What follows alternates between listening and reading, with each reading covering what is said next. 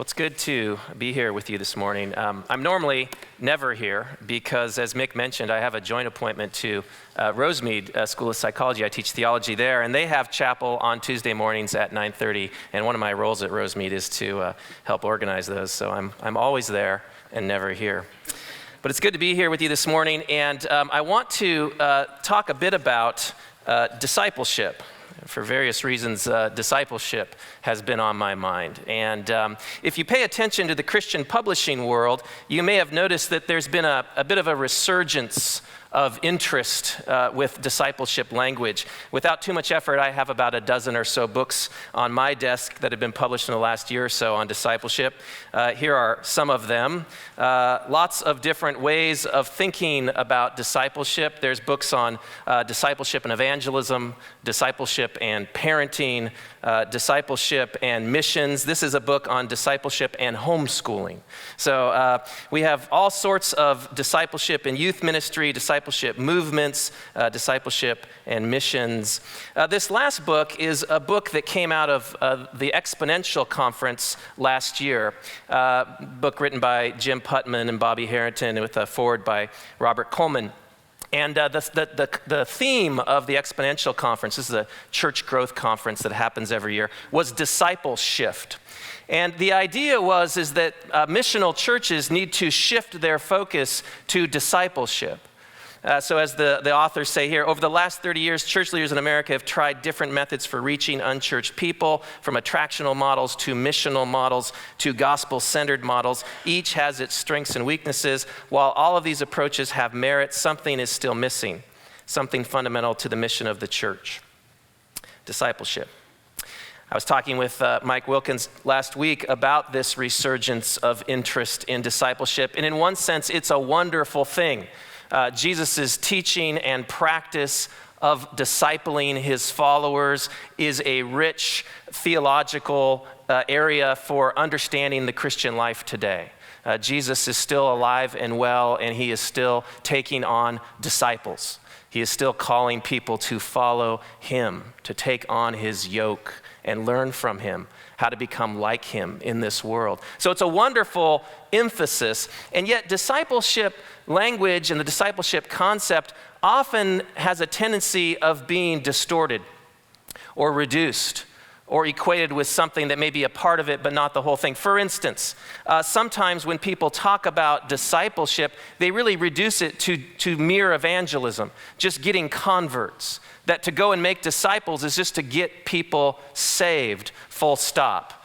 What Dallas Willard called the great omission from the great commission, to go into all the world and make disciples and baptize them and teach them to do all that Jesus commanded. That there's something about being a mathetos, a student of Jesus, that's more than just being a convert. It's actually learning from him, learning to do all that he commanded.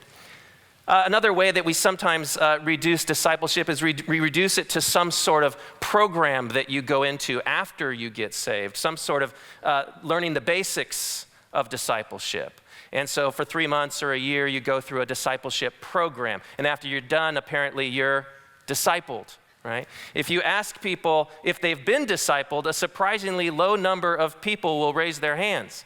Because oftentimes people think that I've only been discipled if some older adult Christian has come alongside me for some length of time and has taught me something, right? So I'll even hear people say, well, I started to become discipled, but then we quit, right? And I said, well, how far did you get? Well, we met about 4 times, and then it ended, right? And I know what they're talking about, but in a sense, we've all been discipled because we are all students of Jesus. And he is discipling us by his Spirit all the time.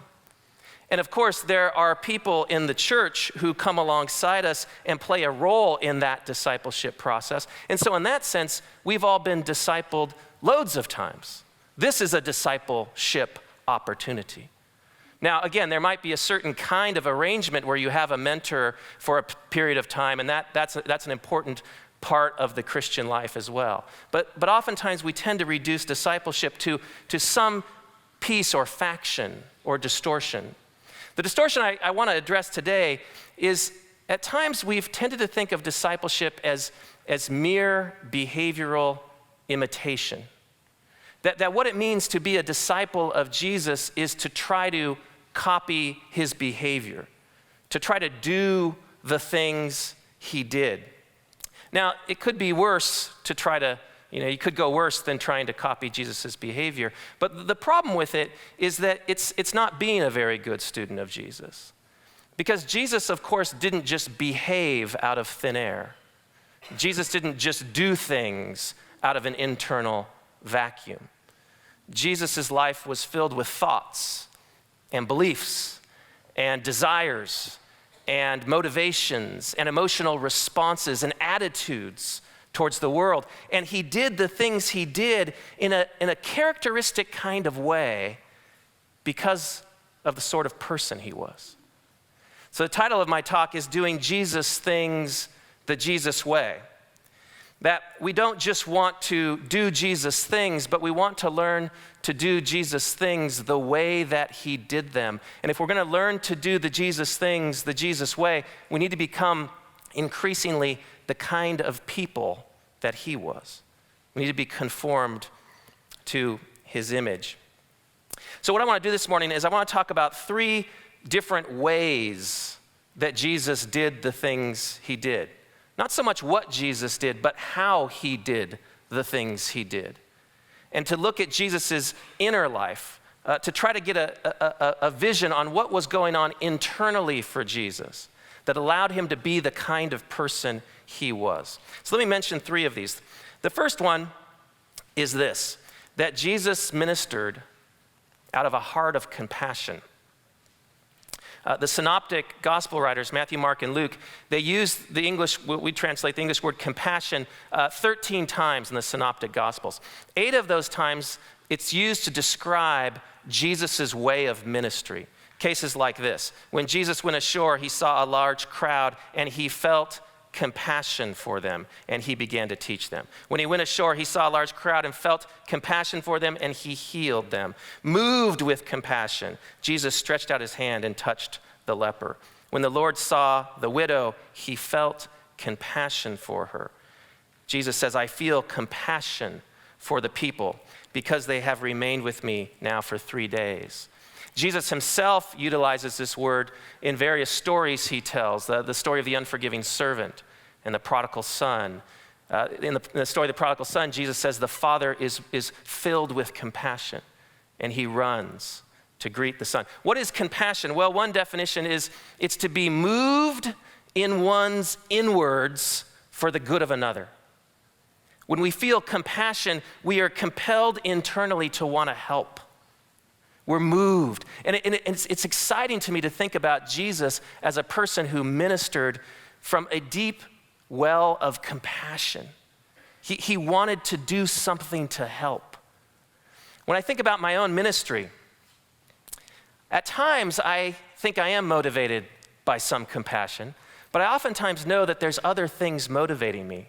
When I woke up this morning and remembered I have to speak in, actually I remembered all night long, but when I remembered this morning that I had to speak in chapel, I didn't find myself filled with compassion for Talbot and Biola students, right? I thought, what am I going to wear? And what if I don't do very well, right? The other night last week I went down to a church. I was invited to speak at a church down south, and I remember in the email, the pastor of the church had said something about an honorarium. I tried to ignore that part because I just want to go serve the church, and it's not about getting paid for it. But at the end of the night, sure enough, the pastor produced a little envelope, and I thought to myself, oh, there's my check. And I took that check to my car after the evening was over in the envelope, and I set it in the seat next to me. And before I even drove away from, it was actually meeting at someone's home, before I even drove away, I found myself wanting to open that card. Not to read the nice words that I'm sure the pastor had written there before I even spoke, but to see what the number was on the check. Right? And I didn't open it. I opened it later, but I didn't open it. But I did, as I drove home, think about, Steve, why did you come tonight? What moved you to come share with these people? Was it compassion? Was it love? Was it your ego? Was it because you thought you might get something out of it? So if we want to do Jesus things We need to learn to do them the Jesus way. I want to become more and more a person who ministers out of compassion. It's good for me when I minister out of compassion. It's good for the people I minister to. But if we want to do Jesus things the Jesus way, we're going to have to become the kind of person he was. Let me mention another one. Jesus ministered out of a deep knowledge of who he was. I think here, amongst other passages of John chapter 13, just look at this passage with me and look at the things that Jesus knew about himself. This is the story of Jesus washing his disciples' feet.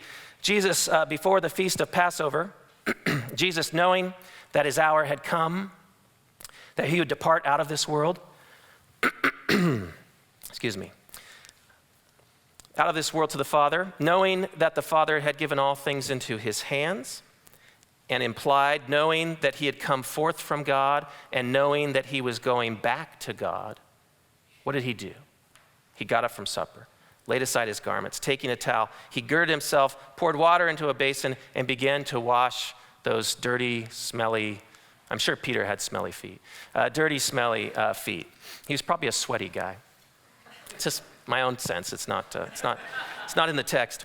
But look at what Jesus knew here. Right? He knew who he was. He knew what he was about. He knew where he had come from. He knew where he was going. He knew that the Father was with him. And that is what allowed him to be the kind of person that when he realized his friends' feet were dirty and no one was going to wash them, he got up and washed them.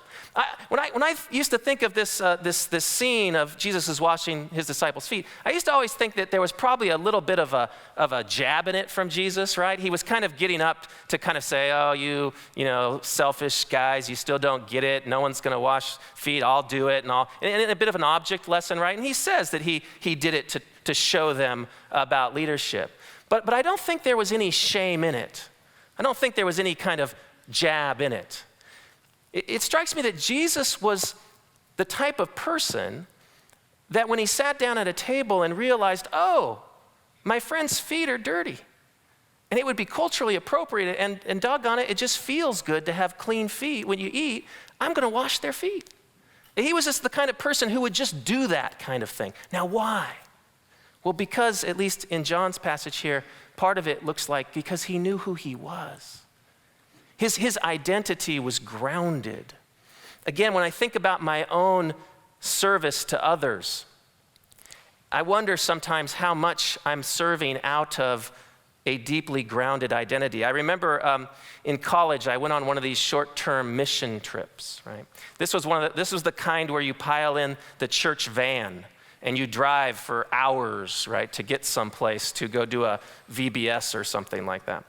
And so we were about midway through a 2-day drive, and I remember we were someplace really, really hot. It was probably Bakersfield. Sorry if you're from Bakersfield. There was a little smell in the air, and it was hot. And we stopped at Carl's Jr., and I was intent on going to get my bacon Western cheeseburger or something like that. And just as I was getting out of the church van, the pastor who was leading the trip handed me an empty trash bag. And he said, Steve, would you mind cleaning out the church van? It's getting a little ripe in there. And I didn't say this, but I thought, do I mind? Yeah, I mind. I don't want to do that. Why don't you do it, right? Why are you asking me to clean out the church van? Is this the only thing you think I'm good for? Will other people on the trip think that this is all I can do is clean up? Right? And as a 19-year-old, I didn't have a sturdy enough identity to be able to do that service in a way that didn't make me feel less than. I did it. I cleaned out the van. I pulled the McDonald's French fries off the bottom of the floor that had been, stepped on. And I remember I threw somebody's sock away. And I did it, but I did a Jesus kind of thing, but I didn't do it in the Jesus sort of way. Because I wasn't enough of the kind of person that he was. So if we want to do Jesus things the Jesus way, we need to become more like him. Let me mention the last one here, and I think this one is maybe the most important. about understanding the way Jesus lived his life, that Jesus ministered in utter submission to his Father.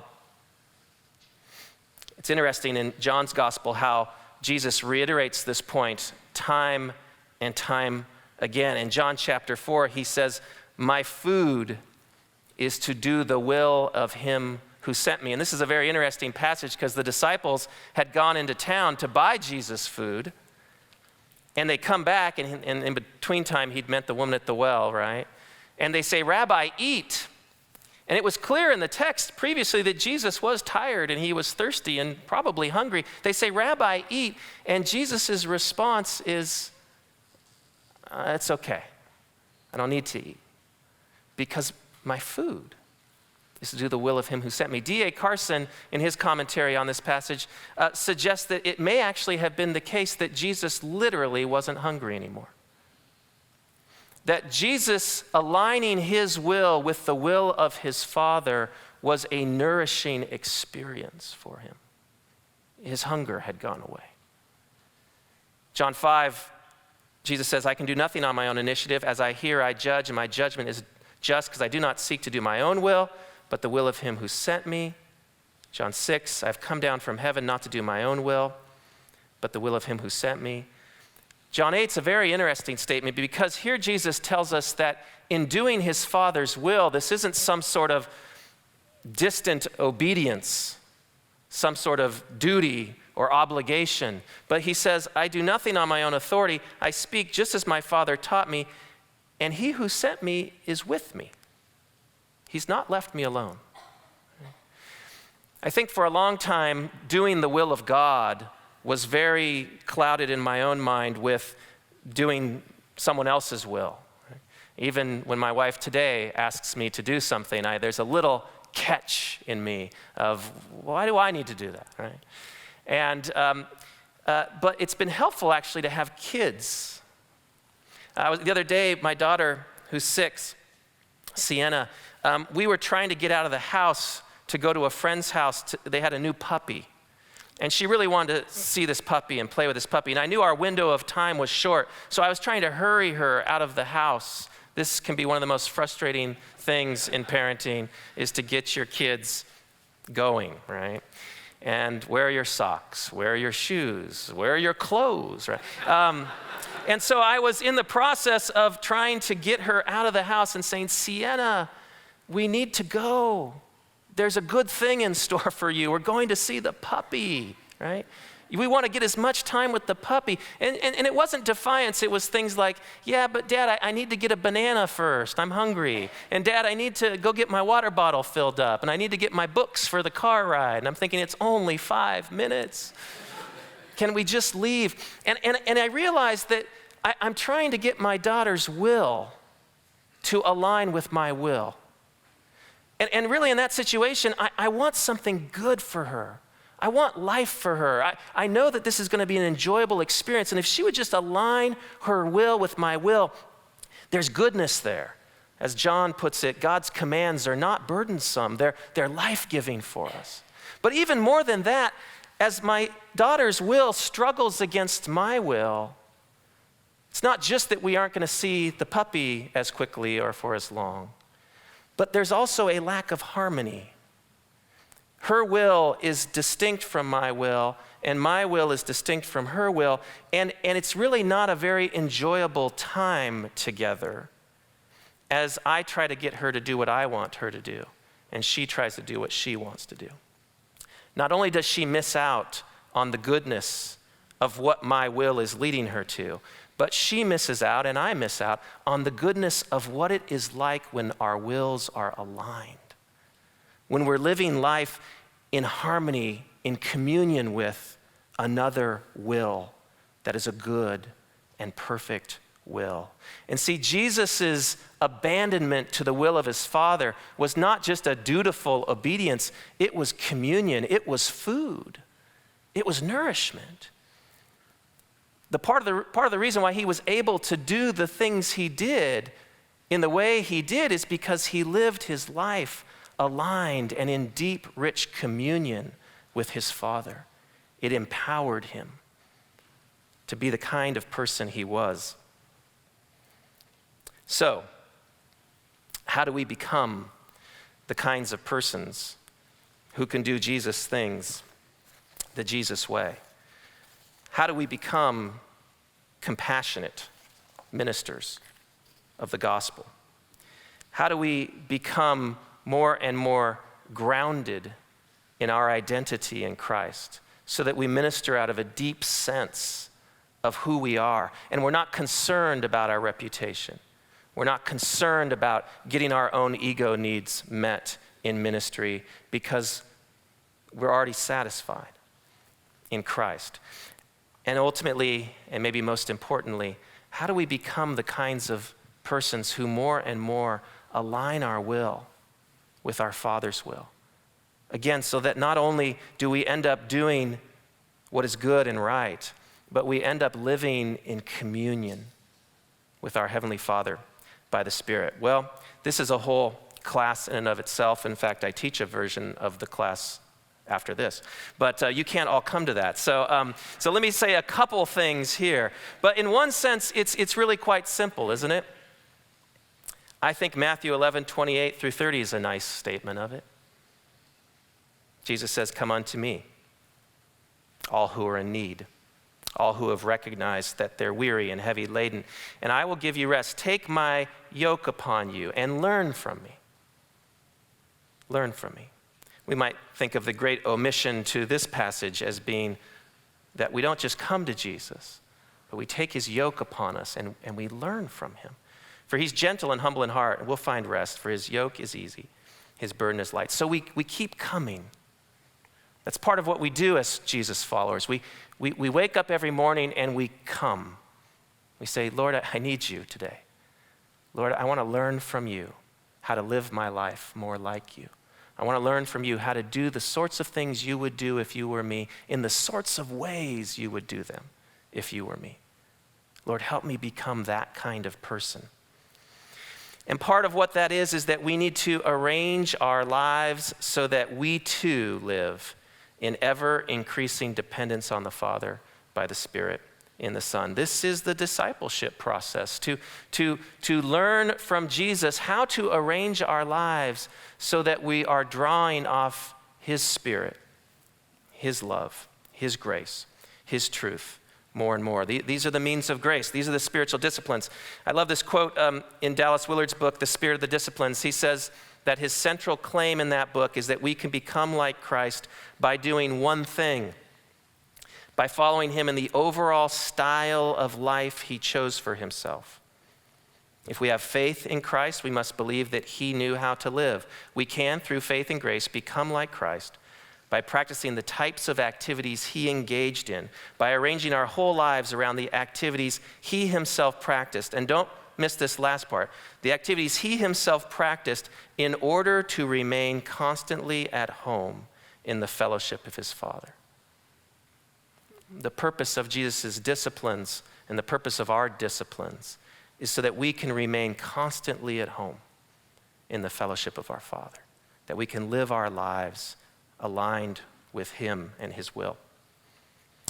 Of course, that is easier said than done. The Christian life doesn't just naturally unfold perhaps like we wish it would and perhaps like we thought it would. And again, there's a lot to be said about this, but we might just note it here, that there are various barriers to our arranging our lives in that sort of way. We might think of the categories of the world and the flesh and the devil as obstacles to arranging our life in the sort of way that Jesus did. And I think the deepest barrier is what St. Paul is going to refer to as the flesh, that there are dimensions of ourselves that don't really want to arrange our lives that way. There are dimensions of ourselves that resist God's will, that resist aligning our will with him. That, as C.S. Lewis says, even when I pray, I sin. That even when we come to God, there's a part of us that's holding back. There's a part of our own idolatry, our own desire to be our own gods that stays with us, even as we come to him. So that makes it difficult. It makes it challenging. We need help. We need the Spirit's help. We need one another's help. And we need to come to God honestly and say, Lord, even when I pursue you, even when I seek to draw my life from you, there's a part of me that's resisting. And so we confess that. Part of how we can learn to do Jesus things the Jesus way is that when we realize we're not the kind of person he is, we confess that. We humbly open to that. We hope you enjoyed this message. Biola University offers a variety of biblically centered degree programs, ranging from business to ministry to the arts and sciences. Learn more at biola.edu.